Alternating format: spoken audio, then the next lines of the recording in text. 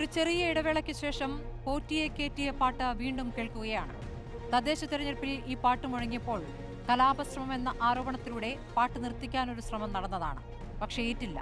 തദ്ദേശത്തിൽ UDF നേട്ടമുണ്ടാക്കുകയും ചെയ്തു. CJP ആരോപണം ആദ്യ വരവിൽ ഉന്നയിച്ച രാഹുൽ ഗാന്ധി ഇതാ പോറ്റിയെ കേറ്റിയ പാട്ട് പാടി ആ ഡീൽ ആരോപണത്തിൽ ഉറയ്ക്കുന്നു.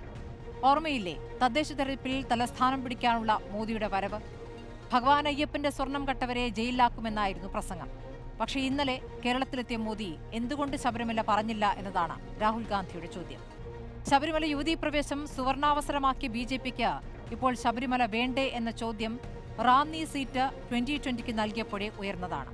മുനിസിപ്പാലിറ്റി ഭരണം കിട്ടിയിട്ടും തൃപ്പൂണിത്തറ 2020 കൊടുത്തപ്പോഴേ ഉയർന്നതാണ്. SDPയെ കൊടും വർഗീയവാദികളെന്ന് വിളിച്ച പാലക്കാട് ഉപതെരഞ്ഞെടുപ്പിന് ശേഷം നിയമസഭയിലേക്ക് എത്തുമ്പോൾ RSSന്റെ അത്ര വരില്ല എന്ന വാദത്തിലേക്ക് മയപ്പെട്ടിട്ടുണ്ട് CPM.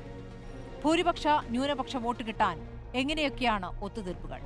ഈ തെരഞ്ഞെടുപ്പ് പട്ടുപാടി ജയിക്കാനാണോ UDFന്റെ പദ്ധതി? സ്വർണ്ണക്കൊള്ളയിലും ഡീലോ എന്നതാണ് ചോദ്യം.